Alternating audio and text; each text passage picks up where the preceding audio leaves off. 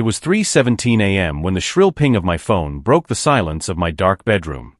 Half asleep, I blinked against the screen's glare and stared in disbelief. Evan's iPhone just updated location, 3.2 miles northeast of your current position.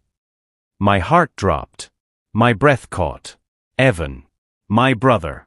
The same Evan who vanished 13 years ago in 2012 during a hiking trip and was officially declared dead after search teams, helicopters, and volunteers came up empty.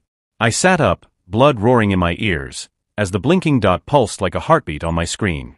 It wasn't a ghost ping either. His old device ID was unmistakable, a unique code burned into my memory after years of checking, hoping, begging for movement.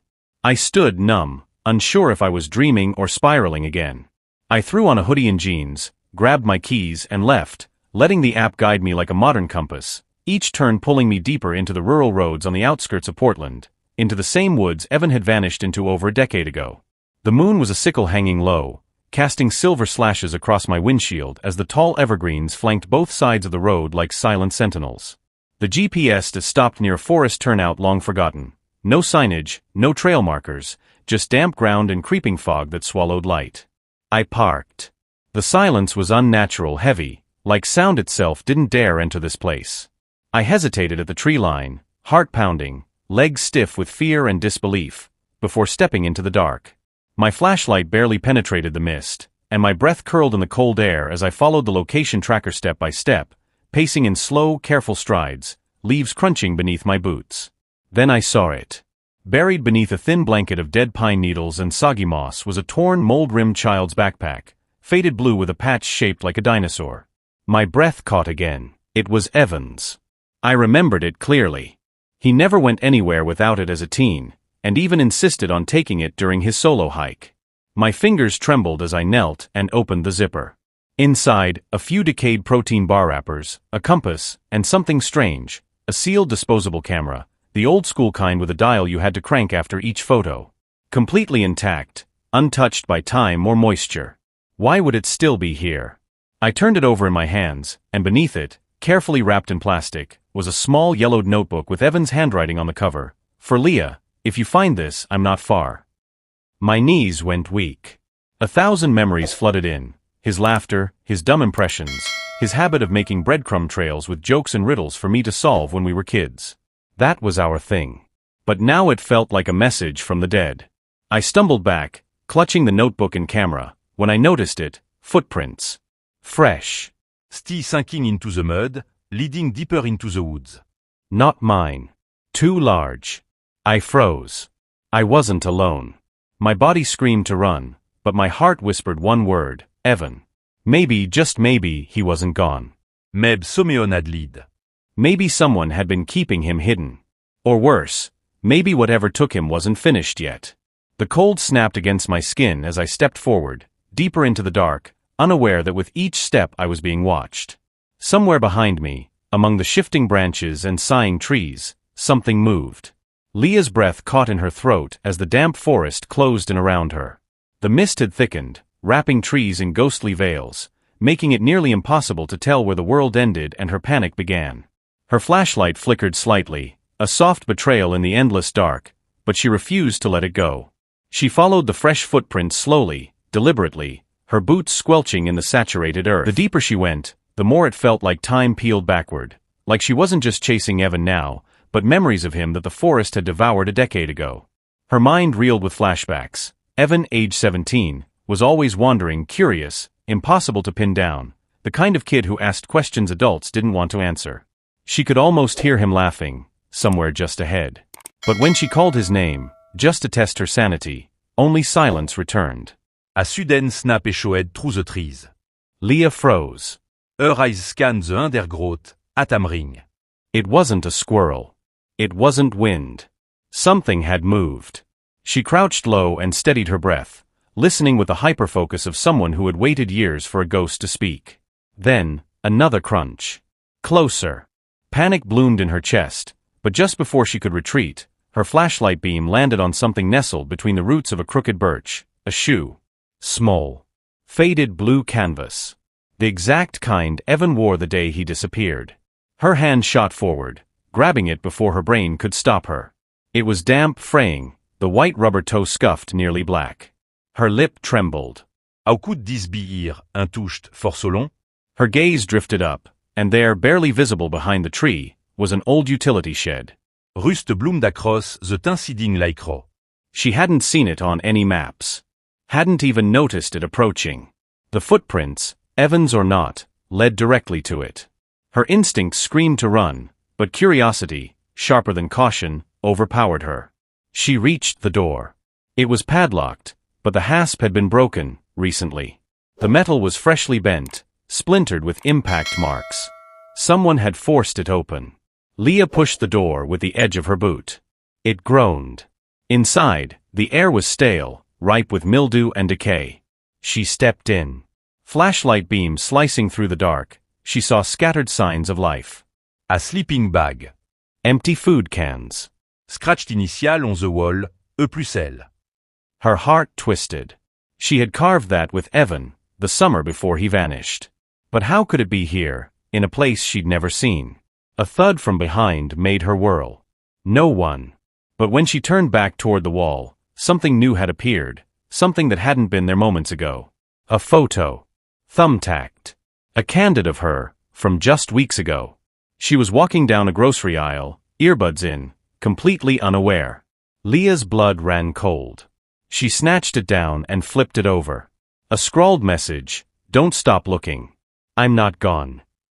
The handwriting, hers, but twisted, shaken. She stumbled back, chest heaving. Was Evan alive? Was someone watching her? Her phone buzzed violently, pulling her out of her spiral. New message. Unknown number. One image. Her and Evan, older. Together. Smiling, somewhere she didn't recognize. The file was time-stamped, tomorrow, 3:17 a.m.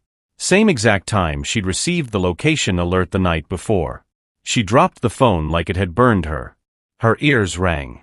The forest no longer felt empty. It felt awake, alive, watching her. And somewhere, just past the trees, someone was waiting for her to find the next piece of the puzzle. Leah didn't sleep that night. She sat in her car, gripping the steering wheel with white-knuckled fists, eyes glued to the bizarre photo on her phone. Her and Evan, smiling, older, somewhere unplaceable. The timestamp still read tomorrow, 3:17 a.m., and every time she blinked, she half expected it to disappear. But it remained, unchanged. She tried checking the metadata, nothing made sense. The phone wouldn't let her forward or edit it. It was as if the image was stamped onto reality. At dawn, she drove back into town, exhausted, paranoid, glancing at every shadow as if Evan might step out. Her first stop was the town records office, a beige building with faded blue letters, where she begged the sleepy-eyed clerk for any recent property transactions or surveillance around the forest trail. As he searched, she noticed a photograph on his desk, a group photo from the annual town fair, dated 2 years ago. Her breath caught. Standing in the back corner, half obscured by shadows, was a man with the same chin and posture as Evan. Same scar above the right eyebrow. She asked the clerk about the photo, and he shrugged. Some folks crash the fair every year, he said. Probably just a tourist. Leah scanned it again. The man wasn't looking at the camera, he was looking at her. She drove straight to the fairgrounds, now empty and silent, the field cracked and the booths dismantled. But at the old carousel platform, long abandoned, she found a folded paper tucked beneath a beam, marked with a single initial E. Her hands shook as she unfolded it. The handwriting was unmistakable, Evans. I never left. Just couldn't find the road back. Follow the numbers. Beneath the note was a sequence, 911634. Her heart raced. It wasn't a phone number. It wasn't a date. As she stood there, thunder cracked above her, and rain began to fall, not in drops but in sheets, like the sky itself was breaking open. She ran back to her car, the note clutched to her chest. Inside, soaked and shivering, she stared at the numbers. Then she remembered, Evan loved puzzles. He used to leave riddles for her in scavenger hunts when they were kids. Numbers are doors, he once told her. You just have to find the key. She scribbled the sequence out again, trying every combination, every pattern. Then it hit her. It wasn't just numbers, it was coordinates. Plugging them into her GPS brought up a location just outside town, near the old hunter's quarry, a place long since shut down after a collapse buried half of it. No one went there anymore. The ground was unstable. But Leah didn't hesitate. By mid-afternoon, she stood at the edge of the quarry, its wide mouth yawning open like a wound in the earth. The air was still, eerily silent. As she stepped closer, her phone buzzed. A new message from a number with no ID. Just 2 words, "You're close." Her heart skipped. She spun around, nothing but wind and the distant echo of crumbling rock. She descended slowly, the old path overgrown and slick with moss. Halfway down, she found another clue, Evan's old red bandana, tied to a branch. Beneath it, etched into stone, was a crude symbol, a circle split by a vertical line. It was the same mark Evan used to draw on his notebooks as a teenager. She pressed her fingers against it. The rock shifted. A hidden panel, barely noticeable, opened slowly to reveal a tunnel. Dark. Silent. She turned on her flashlight. The tunnel descended further than she could see, carved by hand, lined with wood beams. She stepped inside. The silence was so thick it felt alive. As she moved deeper, the air grew colder, damper. Her footsteps echoed faintly. The tunnel twisted, then opened into a larger chamber where she found something that made her drop the flashlight. Photos. Hundreds of them. Pinned to the walls, scattered across tables. All of her. Some from childhood. Some from college. Some from the last few weeks. Angles she didn't remember anyone being around to take. Her heart thundered. Allô Humphy et the Air, like a distant générateur qui quignon. And then, music. Faint, scratchy, a melody she hadn't heard in years. It was the same lullaby Evan used to hum when they were kids. Don't be afraid of the dark, it went. The star will find you. Her knees buckled.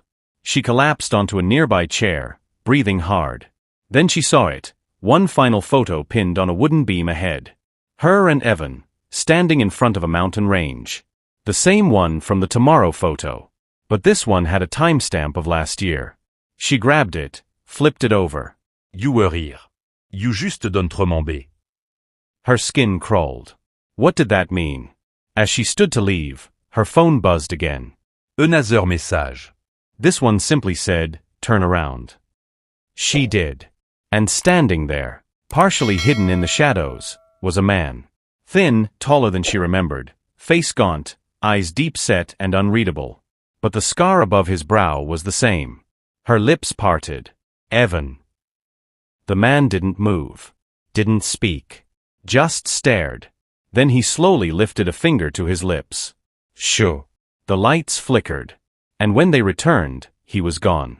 Leah stood frozen, the photograph still clenched in her hand, the air colder now than ever before. Leah's heart pounded as the silence swallowed her in the dim chamber, her trembling fingers still clutching the photo of her and Evan, taken on a day she didn't remember. The image was too recent, her current haircut, her newer necklace, but she hadn't seen her brother in 13 years. The scent of mildew and cold iron filled her nose as she backed away from the wall of photos, eyes darting across every inch of the stone room. "Evan," she whispered, voice cracking, but no reply came. Only the distant sound of dripping water echoed from beyond the tunnel. She retraced her steps toward the entrance, but the narrow passage had somehow sealed itself shut behind her. Solid rock now stood where the exit once was. Her phone's signal blinked between 0 and 1 bar before dying entirely.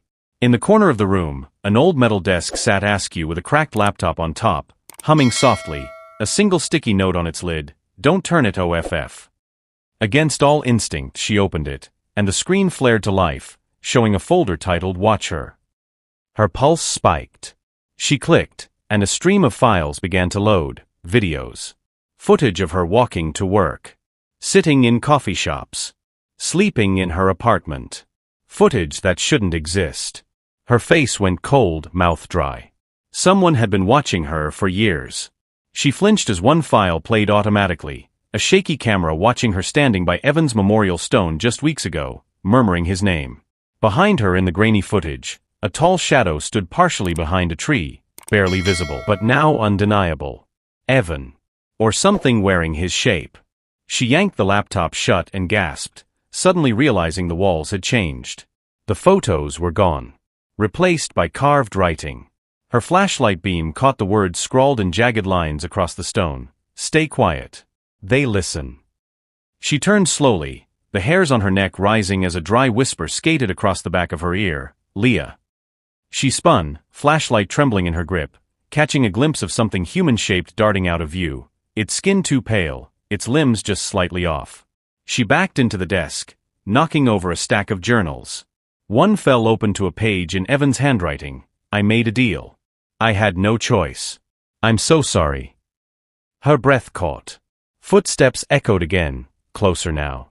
Her survival instincts kicked in, and she pushed the desk aside, revealing a hatch in the floor. She pulled it open, revealing a narrow shaft with a steel ladder descending into blackness. Somewhere behind her, she heard breathing, not hers. Cold, labored, human but wrong. She didn't look back. She climbed. The hatch slammed above her just as a hand slapped against it, and her scream echoed down the tunnel as she dropped feet first into freezing water below. She emerged coughing, surrounded by utter blackness save for one flickering bulb above an old iron door. Etched into it were the same symbols as Evan's journal, and beneath them, only blood opens what memory seals. She glanced down and saw a single pinprick of light on her phone's screen. A new location ping. Not Evan's, but hers.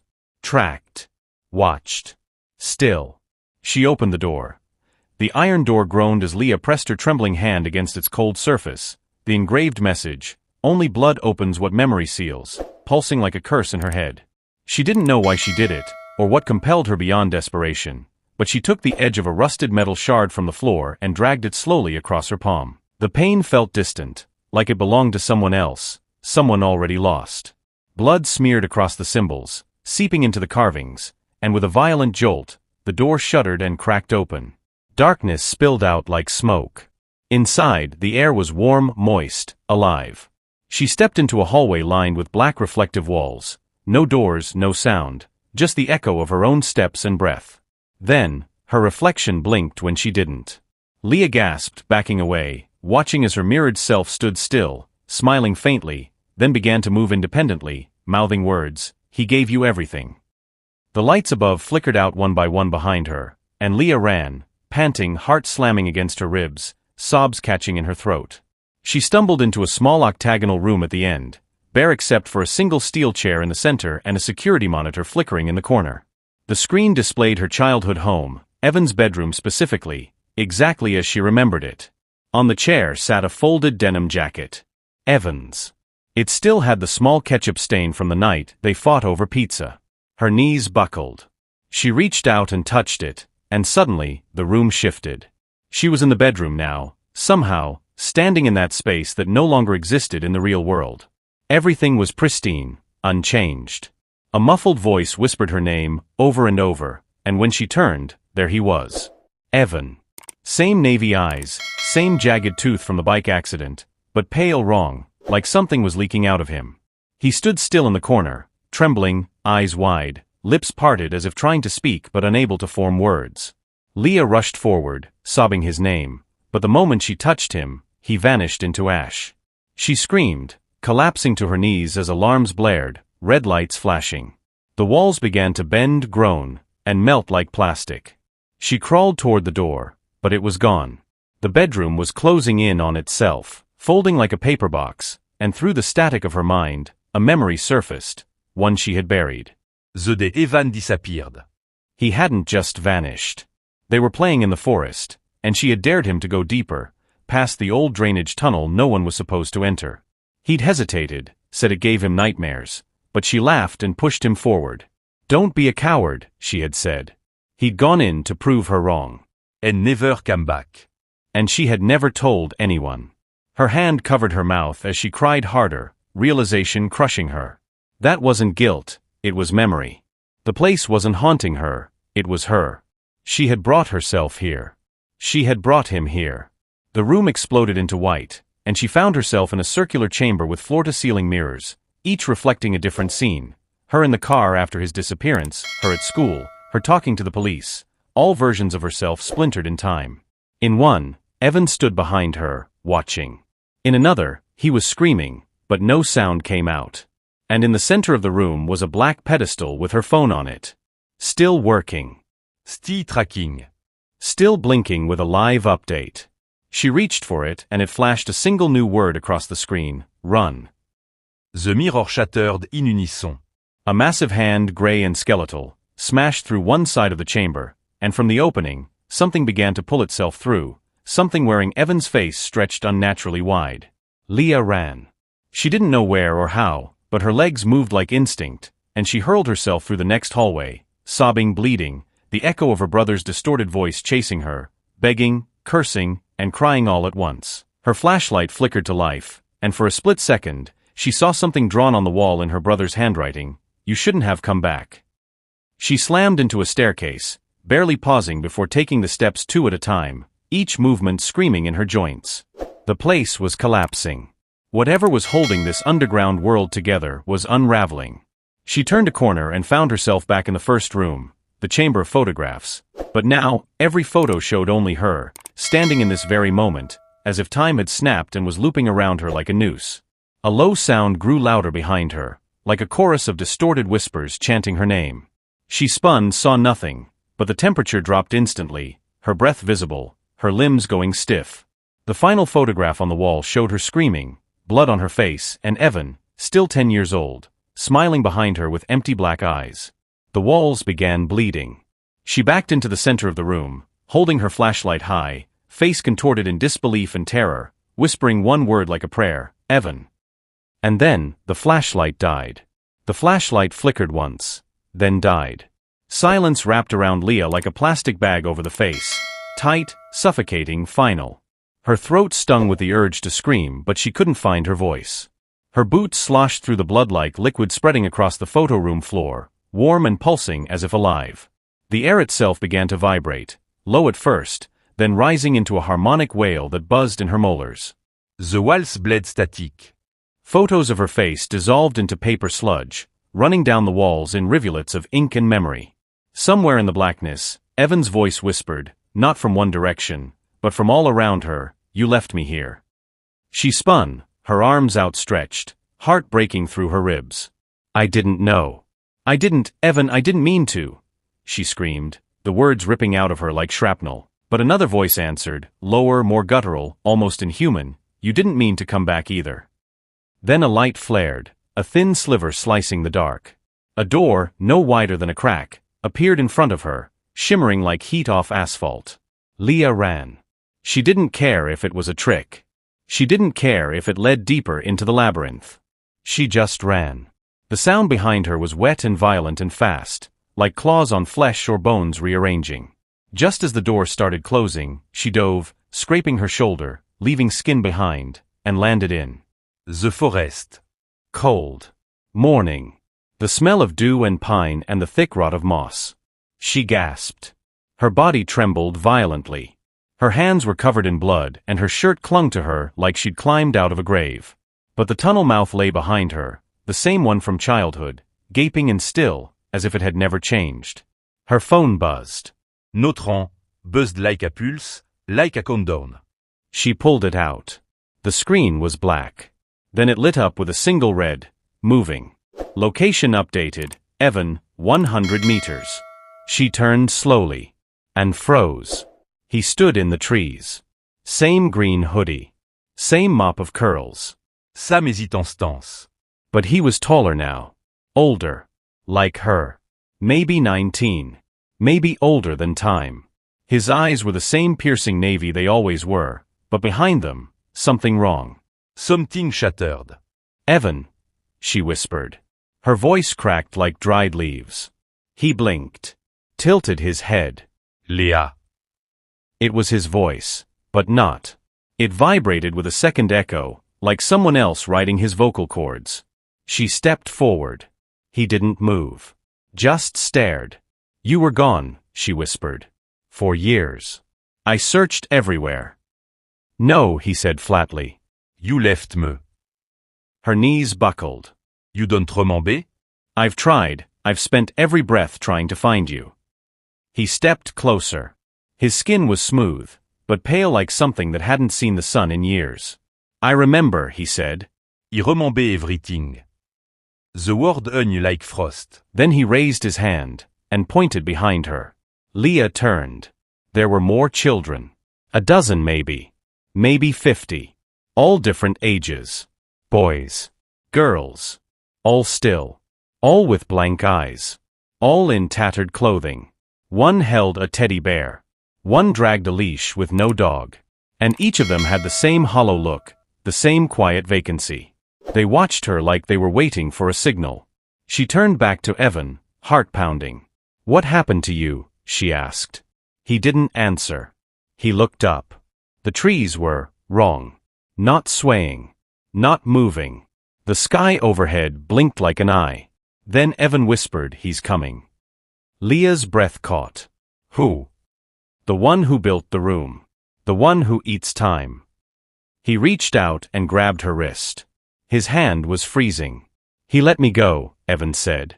"But I brought someone back in my place." Leah's blood ran cold. "What do you mean?" Evan smiled, slow and tired. "You're free now," he said. "But you won't stay that way." Before she could speak again, the children began walking toward the tunnel. Not rushed. Not afraid. Like they were going home. One by one, they passed through the darkness.